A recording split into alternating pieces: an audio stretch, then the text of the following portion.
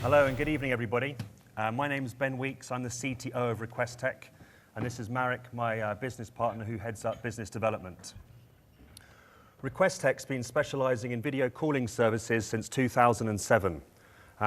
We enable businesses to engage with their customers through video calling and associated technologies, predominantly in the web browser. In the early days, this was Flash technology, but more recently, WebRTC. We're going to get straight on with a live demonstration of a use case which has gone live in the last 2 weeks here in the US. That's with Medtronic, who I'm sure many of you are familiar with, a company specializing in medical devices. And this use case starts with somebody having received a new diabetic pump, and because of FDA regulations, they need to be trained to use that pump. But typically, they'd have to take 4 or 5 hours out of their Saturday to travel to a hotel somewhere to be trained. But now, together with Medtronic, we have integrated into the business process the ability to opt for training online and to carry that out from the comfort of your own home, both more convenient for the patient, but also saving lots of money for Medtronic in terms of renting great big rooms like this. So we're actually going to demonstrate Flash on this side, because one of the really important things about obviously offering stuff in a browser, you can't expect people to change browser. And it's great to see that WebRTC is moving into Chrome and Firefox fantastically, but there are no guarantees that anything's going to come about in IE or Safari.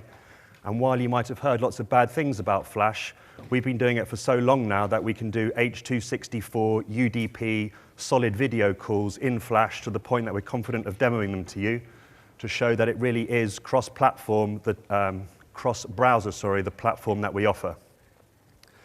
Over on this side, actually while Marek does this, so he's enabling Flash, we make sure that the patient's camera and microphone are working before we allow them to enter into the meeting room or to the online space. This ensures that their network is capable and that once they're entering, they'll be able to be seen and heard by the trainer. Over on this monitor up here, we have a pure Chrome WebRTC instance of the meeting room. And as you can see, everything is pretty much the same except the top right hand where the media is handled, which on this side is Flash, and on this side is WebRTC. So I'll talk you through some of the meeting room controls. We are not going to have time to cover lots of different use cases, so I'll show you a few different examples of things that are going on in the meeting room which are used in other deployments. First of all, the ability to control. And sorry, while I do this, Marek is going to dial in people from iOS and Android.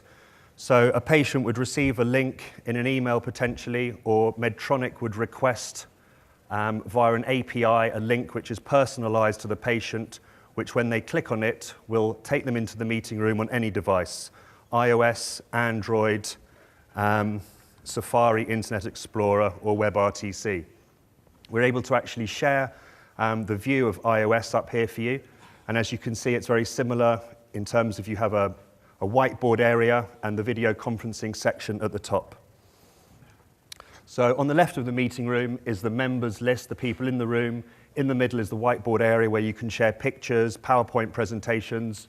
And on the right-hand side is the video conferencing area. Now, the video conferencing in a training environment, it's very important that the trainer can see all of the students, but the students can't see each other for privacy reasons, but they may want to hear each other. So at the moment, we've got training mode selected, and over here is the trainer who can see both of the, all of the students that are joining into the conference. But on this side, we have the example of a student or a patient being trained for the diabetes pump who can only see the trainer. And there's a couple of other MCU layouts that we can quickly show you. One is called Focus. You able to toggle those layouts? In Focus, everybody sees everybody, but the person who's talking or the active speaker is in the larger box. And we have one called Broadcast, where everybody sees the active speaker taking up the whole screen. And that can be set based on who's talking or manually by the moderator. The moderator also has other controls. He can see how much audio people are producing, but he's able to mute somebody's camera or microphone if they're making too much noise, and promote people to the top of the MCU layout. We also have the ability to share a screen. So if you wanted to share your screen using WebRTC Screen Share, and this will be sent down again to Flash and all of the different devices, iOS and Android. Our mobile SDK, which we've created ourselves, has a low level, which just provides you with the calling, but also a high level where you can have a full-blown application with source code. The SDK supports WebRTC, Flash RTMFP, which is the secure UDP protocol, and also SIP. We have SIP certification from BroadSoft and also interoperability with NSN's IMS core in production deployments.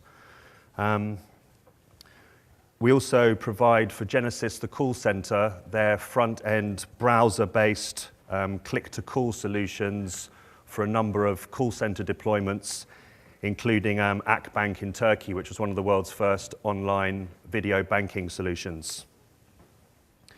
Everything that you see here in the browser, both on Flash and WebRTC, can be recorded in the server for playback exactly as you see it.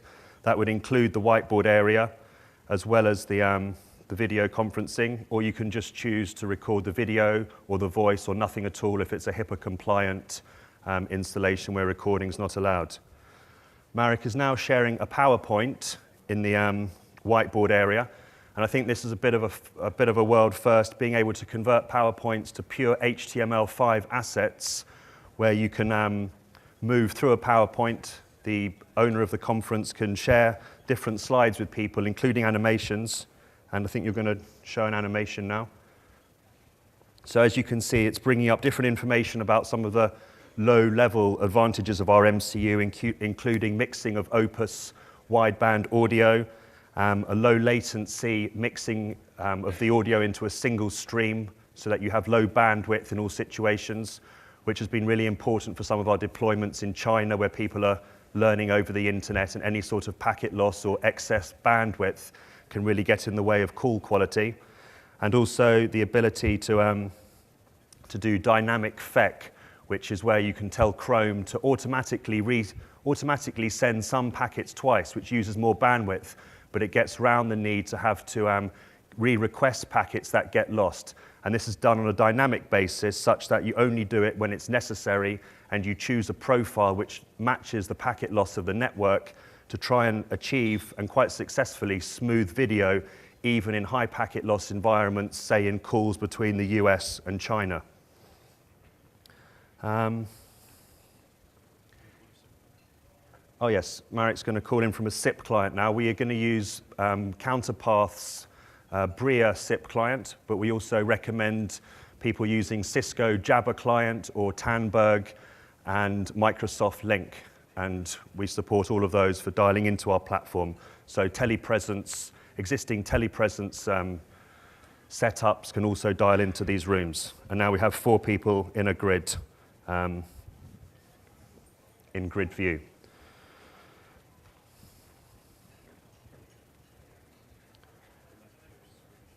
Okay, so just to top this off, and I hope you've enjoyed seeing what you're seeing, we're going to share the screen now of the presenter, which will be visible on all the different endpoints, and perhaps you can switch to the Requestec logo. And I'd just like to say that if anybody here would like to try this themselves, we can set you up with your own branded room, which you can either host yourselves or use the Amazon cloud, or we can host it for you. And you'll be able to experiment with all the different controls, invite your friends from around the world in to talk to you, to really experience the high quality audio and video that we've spent a long time working on. I think that actually brings us to the end. I could talk about another couple of use cases. Do you want to show them the Virgin? Other customers that we've got are the National Health Service in the United Kingdom, who are now live with 4 different counties. We supply Virgin with their online meeting rooms and for healthcare provision, and also in banking. And you might not have heard of us because we've been largely over in Europe and not so well popularized in the US, but this conference back in Atlanta was really good for us. And I welcome talking to any more people over here tomorrow while we're still here about exploring potential partnerships in working with you. So here's a little example from a Virgin site where you can access on Flash or WebRTC in order to to make a call through to the call center. Excellent. Well, I hope you've enjoyed it I hope you've enjoyed my talk and it's been relevant to the use cases of what we're doing, and look forward to talking to you all soon. Thank you.